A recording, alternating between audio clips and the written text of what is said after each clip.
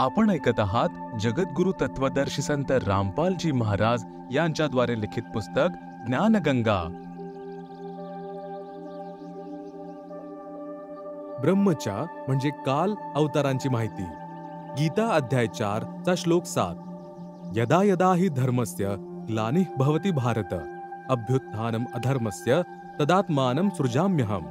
अनुवाद: भारत, हे भारत, यदा यदा म्हणजे जेव्हा जेव्हा, धर्मस्य म्हणजे धर्माची, ग्लानिः म्हणजे हानी आणि अधर्मस्य म्हणजे अधर्माची, अभ्युत्थानम म्हणजे वाढ, भवति म्हणजे होते, तदा म्हणजे तेव्हा तेव्हा, ही म्हणजे अहम म्हणजे मी, आत्मानम म्हणजे आपला अंश अवतार, सृजामी म्हणजे रचतो अर्थात उत्पन्न करतो। जसे श्रीमद भगवद गीता अध्याय 4 श्लोक 7 मध्ये गीता ज्ञानदाता म्हणतो की जेव्हा जेव्हा धर्मामध्ये घृणा उत्पन्न होते, धर्माची हानी होते, तसेच अधर्माची वृद्धी होते, तेव्हा मी म्हणजे काल, ब्रह्म, क्षरपुरुष माझा अंश अवतार सृजन करतो अर्थात उत्पन्न करतो।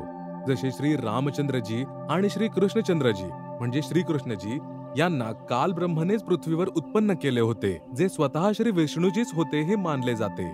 याशिवाय आणखी 8 अवतार सांगितले गेले आहेत, जे श्री विष्णूजी स्वतः येत नाहीत, तर आपल्या लोकातून आपल्या कृपापात्र पवित्र आत्म्याला पाठवतात, तेही अवतार समजले जातात।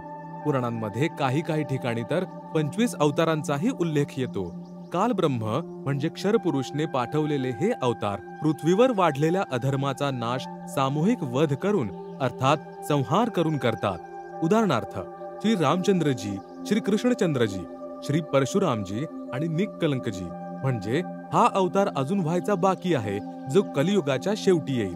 हे सर्व अवतार घोर संहार करूनच अधर्माचा नाश करतात, अधर्मीयांना मारून शांती प्रस्थापित करण्याचा प्रयत्न करतात, परंतु शांतीच्या अपेक्षेने अशांतीचीच वृद्धी होते।